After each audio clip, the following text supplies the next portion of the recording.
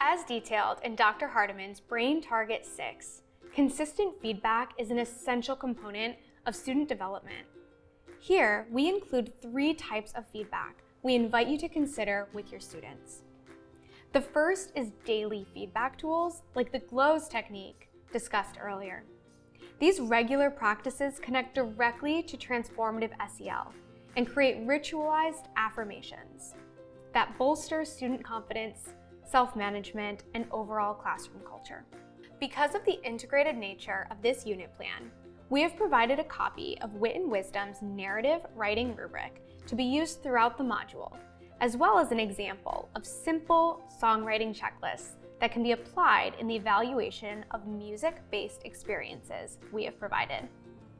Feedback tools like these are an important part of the assessment for both teachers and students, and we recommend getting your students as involved as possible in the feedback process.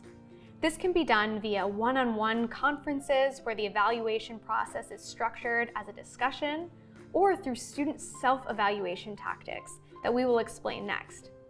By getting the students involved, feedback becomes part of the learning experience itself, not merely a separate letter grade on the page or on their report card.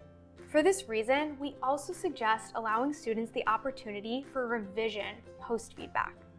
This is where the learning from the feedback session can be actively and immediately applied to solidify understanding, as well as boost confidence and deeply anchor into a growth mindset that can be taken beyond the classroom walls.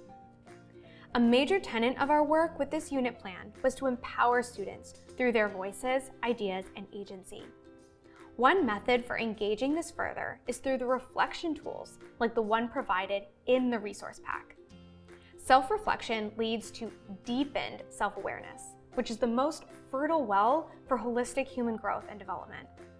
We recommend using reflection tools like this as often as possible with your students, as well as giving them a space to safely share their personal reflections, including the one-on-one conferences with you or with a group via the Wit and Wisdom's already embedded Socratic seminars. The vulnerability required for this type of sharing builds the character strengths of courage, empathy, and trust, as well as a sense of empowered self-reliance. In a similar way, we also invite you as educators to engage in the routine of practiced self-reflection, as our own self-awareness and emotional intelligence set the tone for our classrooms. In fact, nothing impacts the emotional climate of our spaces more than our state of being and what we model for our students.